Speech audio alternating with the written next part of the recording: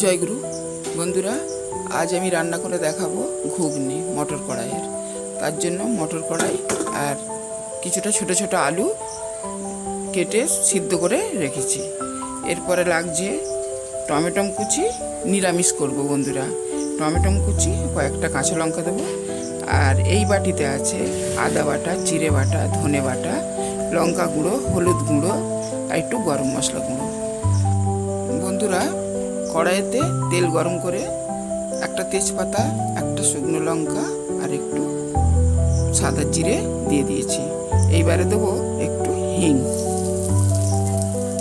এবারে দেবো টমেটোটা দিয়ে দিয়েছি।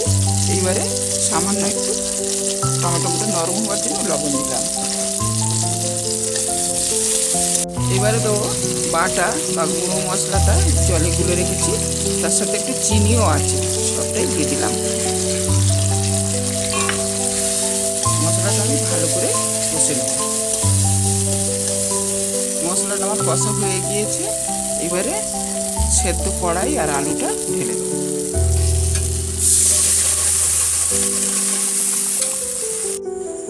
এবারে বন্ধুরা একটু চাপা দিয়ে রাখবো। এবারে ঢাকা চাপাটা খুলে একটু দেখব।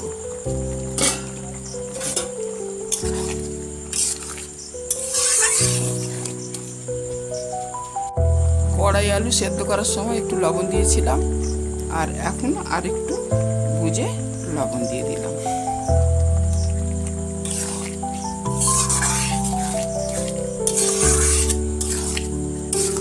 ঘুগনিটা আমার হয়ে গিয়েছে বন্ধুরা। এবারে ঢেলে নেব। মটর কড়াইয়ের ঘুগনিটা আমার হয়ে গিয়েছে বন্ধুরা। এইবারে নামিয়ে নিয়েছি। আপনাদের প্রথম থেকে শেষ পর্যন্ত দেখার জন্য ধন্যবাদ। জয়গুরু।